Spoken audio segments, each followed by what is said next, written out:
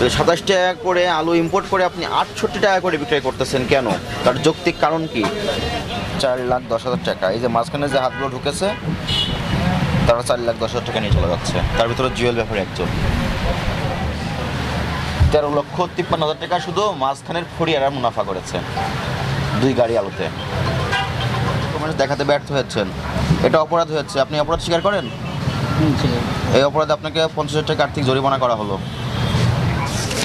মূল কপিটা কাস্টমারকে দিয়ে দিবেন। এর কার্বন প্রতিলিপি যেটা এখানে থাকবে এটা আপনার কাছে সংরক্ষণ থাকবে। এখানে কি আপনি লিখতে পারবেন? কলম দিয়ে লিখতে পারবেন? ঘষা মাজা করতে পারবেন? এটা তো করছেন। ওনার 25 বস্তা আলু বিক্রয় করছেন 66 টাকা করে, 64 টাকা করে। উনি কিনেছেন কত করে? ডকুমেন্টস রাখেন নাই? আপনাদেরকে এগুলো বলে দেওয়া হয়েছিল।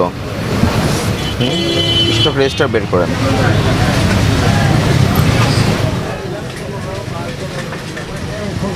আপনারা যখন যে ডকুমেন্টসগুলো মিসিং থাকে, ডকুমেন্টের তথ্য যখন গোপন করেন, তখন তো এই যে বাজারে অস্বাভাবিকভাবে মূল্য বৃদ্ধি হচ্ছে আলুর, এটার জন্য তো দায়ী কে? এই ব্যাপারী, মান্নান ব্যাপারী এবং সিদ্দিক ব্যাপারী। এবং আপনারা কোনো ডকুমেন্টস রাখার ব্যাপারে তাকেও বলেন না।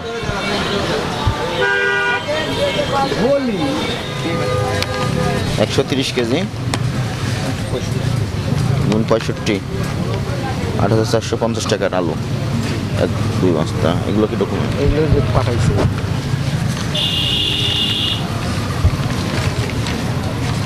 সিদ্দিক তো কোনো ব্যাপারই না, উনি তো আড়তদার, কমিশন এজেন্ট, ব্যবসায়ী। সিদ্দিক এন্টারপ্রাইজ।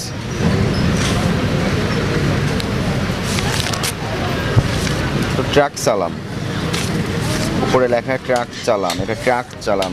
কিন্তু আমরা সবসময় আপনাদেরকে বলি আপনারা ক্রয় বিক্রয় রসিদটা রাখবেন। যে ব্যাপারী আলু পাঠাবে, ব্যাপারীর মাধ্যমে তো ব্যবসাটা করবেন আপনারা, কিন্তু ব্যাপারী কোথায় কিনেছে সেই রসিদটা তো আপনাদের রাখতে হবে। এটা তো বারবার বলা হচ্ছে, তারপর আপনারা এটাতে কোনোভাবেই কর্ণপাত করছেন না। সিদ্দিক ব্যাপারী কিনেছে কোথা থেকে আলু? সিদ্দিক এন্টারপ্রাইজ থেকে কিনেছে না অন্য কোনো ব্যাপারীর কাছ থেকে কিনেছে? কোনো ডিস্টার্ব থেকে গেছে। ব্যাপারী তো ব্যাপারীর কাছে বিক্রি করতেছে, এইভাবে তো হাত বদল হচ্ছে। তাহলে সিদ্দিক ব্যাপারী যে ব্যাপারীর কাছ থেকে কিনেছেন সেই রসিদটা আমাদেরকে দেখান। দেখাতে তো পারছেন না। তাহলে যে সিদ্দিক ব্যাপারী আলুর দাম বৃদ্ধি করে দিল আর আপনি তার আলুটা বিক্রি করে তাকে সহযোগিতা করলেন। তাহলে আজকে তো আপনি যে আলু বিক্রয় করছেন 64, 65, 66 টাকা করে মূল্য লিখে রেখেছেন, এই মূল্য আপনাকে এই সিদ্দিক ব্যাপারী দিয়েছে? বাজারের উপরে। বাজারের ব্যাপারে তো করা যাবে না, এই কথা তো আমরা বারবার বলছি। তারপরেও কেন আপনারা চেঞ্জ হচ্ছেন না? আপনাদের তো বলতে হবে সমস্যাটা কোথায় হচ্ছে, নির্দেশনাগুলো মানতে।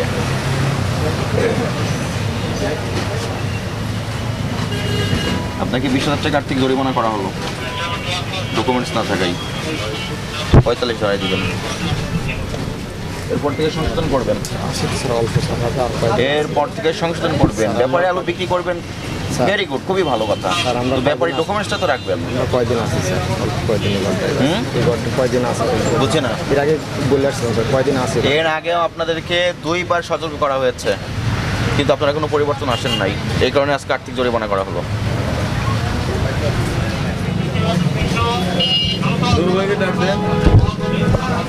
জরিমানা করা হয়েছিল কত টাকা?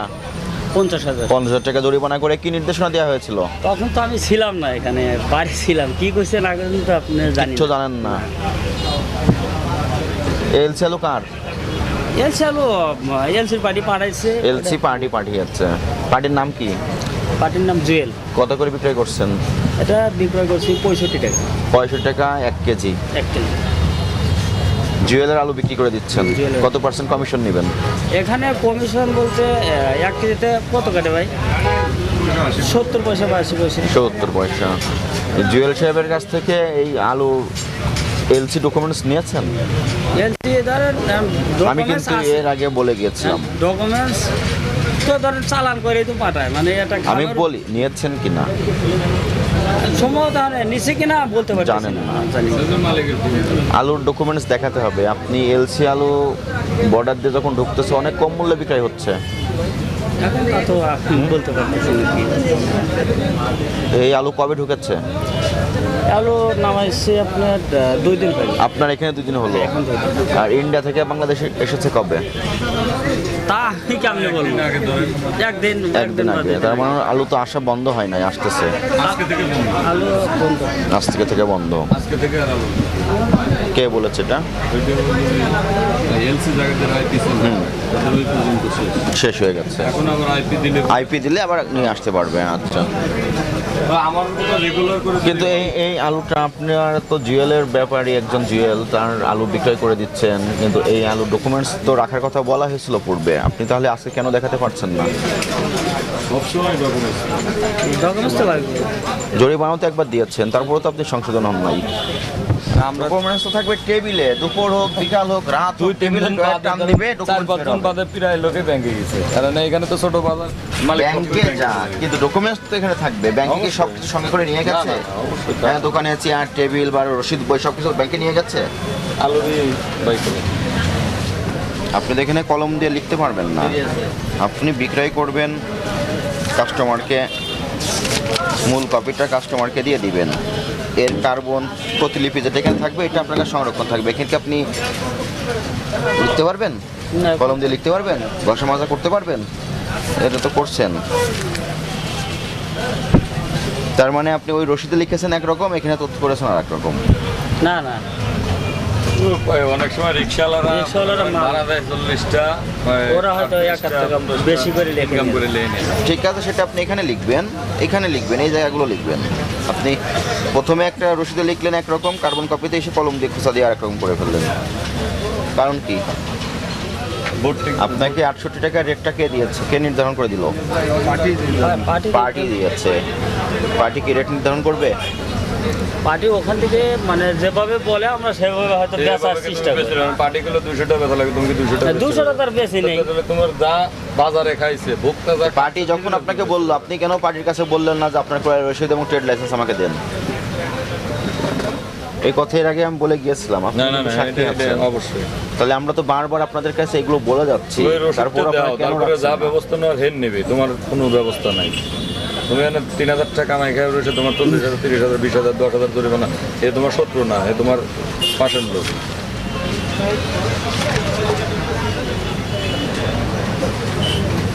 সর্বোচ্চ 27 টাকা পড়ে। তো 27 টাকা করে আলু ইম্পোর্ট করে আপনি 68 টাকা করে বিক্রয় করতেছেন কেন? তার যৌক্তিক কারণ কি? আমি বলতে পারছি। বলতে পারবেন না, তাহলে কেন বিক্রয় করছেন? আলু 10 টাকা করে বিক্রয় হলো আপনি কমিশন পাবেন, 100 টাকা বিক্রি হলো কমিশন পাবেন। তাহলে আপনি কেন অযৌক্তিকভাবে মূল্য বাড়িয়ে দিচ্ছেন? আপনার এখানে কোনো স্বার্থ আছে? আপনি কি পার্টনার এই ব্যাপারীর? না না, তাহলে আপনার বেতন কে দেয়? বস্তা নিলে বস্তা। বস্তা আড়তদার দেয় বেতন।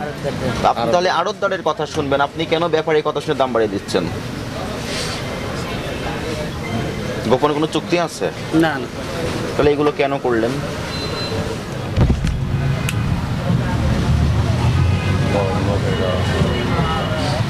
$6,80,000 টাকার আলু আছে এখানে শুধু আপনার আড়তে।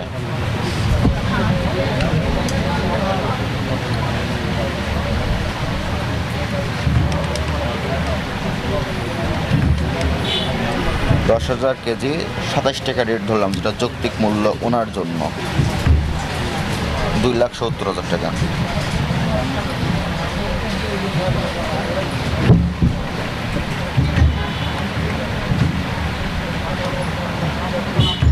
$4,10,000 টাকা। এই যে মাঝখানে যে হাতগুলো ঢুকেছে তারা $4,10,000 টাকা নিয়ে চলে যাচ্ছে। তার ভিতরে জুয়েল ব্যাপারে একজন।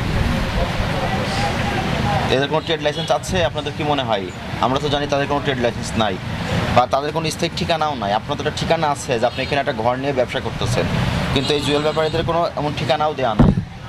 শুধু ফোন কলের মাধ্যমে ব্যাপারীর সংখ্যা বৃদ্ধি করা হয় সম্পূর্ণ সাপ্লাই সেন্টার ভিতরে। সেখান থেকে মোট $4,10,000 টাকা অতিরিক্ত লাভ হচ্ছে 10,000 কেজি আলুতে। তাহলে উনি কি পরিমাণ আলুর ব্যবসা করেছে এই বছরে? বলতে পারলাম। আপনাদের এখানে কত দিন আলু? 13,53,000 টাকা শুধু মাঝখানের ফড়িয়ারা মুনাফা করেছে 2 গাড়ি আলুতে। 2 গাড়ি আলুতে। একটা যৌক্তিক কারণ আছে, আপনারা এখানে যারা শ্রমিক আছেন আপনারা তো এখানে খাটুনি খাটেন, আপনাদের ফড়িয়া এনারা অস্বাভাবিক মুনাফা বৃদ্ধি করে নিয়ে চলে যাচ্ছে আপনাদের মাথার উপরে দাঁড়িয়েই তো, তাহলে আপনারা কেন সুযোগটা দিচ্ছেন তাদেরকে?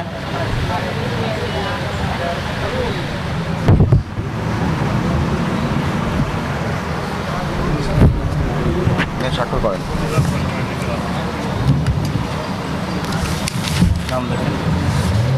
নাম লেখেন, মোবাইল নম্বর লেখেন।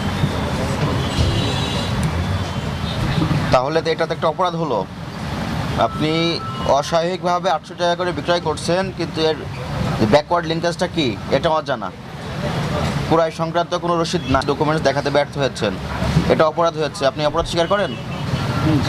এই অপরাধে আপনাকে 50,000 টাকা আর্থিক জরিমানা করা হলো। এবং আবারও বলি, ভবিষ্যতে এই তথ্যগুলো অবশ্যই আপনার প্রতিষ্ঠানে সংরক্ষণ করবেন। জাতীয় ভোক্তা অধিকার সংরক্ষণ অধিদপ্তরের শ্রদ্ধেয় মহাপরিচালক মহোদয়ের নির্দেশনায় আলু সহ নিত্য প্রয়োজনীয় পণ্যের উপর অভিযান চলছে। তার অংশ হিসেবে আজকে আমরা এসেছি ঢাকা মহানগরের সাদেক খান মোহাম্মদপুর কৃষি মার্কেট আলুর আড়তে। এখানে আমরা অভিযানে এসে কয়েকটি আড়তদার প্রতিষ্ঠান দেখেছি। তার ভিতরে একটি প্রতিষ্ঠান দেখলাম, এই আড়তদার একজন ব্যাপারীর আলু বিক্রি করে দিচ্ছেন, ওনার নাম জুয়েল। এবং এই জুয়েল কোথা থেকে আলু কিনেছেন, কী মূল্যে আলু কিনেছেন সেই সংশ্লিষ্ট কোনো তথ্য নাই। উনি একটা ফোন কলের মাধ্যমে আলুর মূল্য অস্বাভাবিকভাবে বৃদ্ধি করে 68 টাকা নির্ধারণ করে দিয়েছেন এবং সেটাই উনি বিক্রি করতেছেন, যেটা আমরা তদন্ত করে দেখলাম এটা অযৌক্তিক, অযাচিত এবং কাল্পনিক একটা মূল্য নির্ধারণ করে দিয়েছেন। এই প্রেক্ষিতে এই প্রতিষ্ঠানকে আমরা 50,000 টাকা আর্থিক জরিমানা করেছি। পাশাপাশি অন্য একটি প্রতিষ্ঠান যে সমস্ত ব্যাপারীর আলু ওনারা বিক্রয় করে দেন, সেখানে আমরা বারবার নির্দেশনা দিয়ে গেছি এই বাজারে এসে ক্রয় বিক্রয় সংক্রান্ত পাকা রসিদ অবশ্যই সংরক্ষণ করতে হবে। প্রত্যেকটি ব্যাপারীর ক্ষেত্রে তাদের ট্রেড লাইসেন্স এই আড়তে সংরক্ষিত থাকতে হবে, কিন্তু সেই তথ্যগুলো আজকে দেখাতে তারা ব্যর্থ হয়েছেন। এই প্রেক্ষিতে আরেকটি আড়তদারকে আমরা 20,000 টাকা আর্থিক জরিমানা করেছি। পাশাপাশি আরও 3-4টি প্রতিষ্ঠান আমরা মৌখিকভাবে সতর্ক করলাম এবং অনেক ব্যবসায়ী আমরা দেখেছি যারা পাকা রসিদ সংরক্ষণ করছেন, এলসি আলুর ক্ষেত্রে এলসি ডকুমেন্ট সংরক্ষণ করছেন, কিন্তু এই ধারাবাহিকতাটা তারা মেনটেন করতে পারতেছেন না। আমাদের অভিযানের খবর যখন তারা পান, তারা একদিন সংরক্ষণ করেন, পরবর্তীতে আবার সেই একই অনীহা অবহেলা তাদের ভিতরে লক্ষ্য করা যায়। তো আমরা প্রত্যাশা করি সমস্ত ব্যবসায়ী সংশোধন হবেন এবং আলু ক্রয় বিক্রয় সংক্রান্ত পাকা রসিদ সংরক্ষণ করবেন, সরবরাহ করবেন এবং এলসি আলুর ক্ষেত্রে এই এলসি ডকুমেন্ট যে বিল অফ এন্ট্রি এই সংশ্লিষ্ট তথ্য সংরক্ষণ করবেন এবং সংশ্লিষ্ট ব্যবসায়ী, আড়তদার এবং ব্যাপারীদের সহযোগিতায় আলুর বাজার খুব দ্রুত স্বাভাবিক হবে বলে আমি প্রত্যাশা করি। ধন্যবাদ।